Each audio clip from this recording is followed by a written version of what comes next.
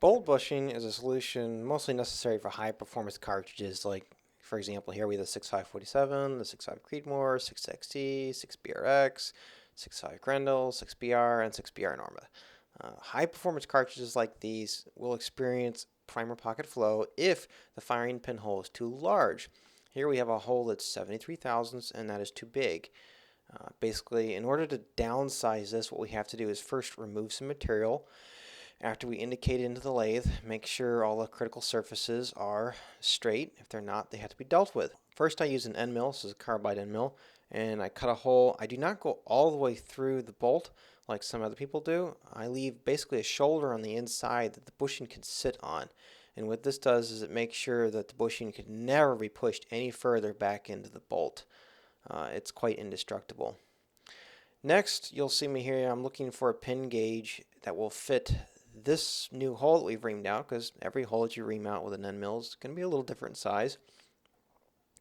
The purpose of this is to find the exact size so that we can custom make a bushing for this bolt.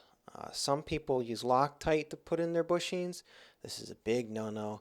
If you ever have a leaking primer, hot gases will flow into the bolt face and melt that Loctite, and then you could have a projectile coming back at you from the back of your rifle.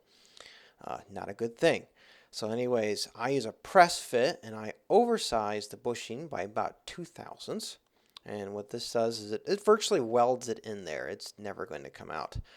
One time I broke a drill bit in one of these things, and yeah, it was 3-4 hours before I got that thing out again. Here's the bushing. I make every single one for each rifle. Each one is unique. They're exactly sized.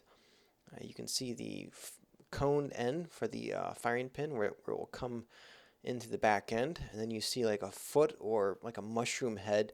What this does is it allows me to center it up and make sure that it goes into the bolt face nice and straight when I press it in with a 2-ton jack. Next thing we do is we basically center it up in the lathe and we start to remove that foot. Then after that we take an end mill and we cut it mostly flush, but we leave a little bit out. Then we actually drill the hole. Now when I drill the hole, I can drill the hole to any size that you desire, 62 thousandths clear up to 68 thousandths. A 8 thousandths smaller hole than what you had previously will give you a 20% reduction in unsupported surface.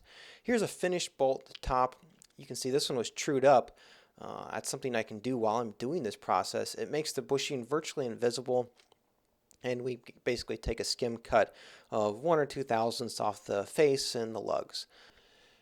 Now when it comes to the actual size of your firing pin hole, which you want it to be, it kind of depends on what you're using it for. If you're using it for bench rest shooting, you're going to shoot it clean and it's a controlled environment, then you typically want to go with a smaller size, something like 62 thousandths.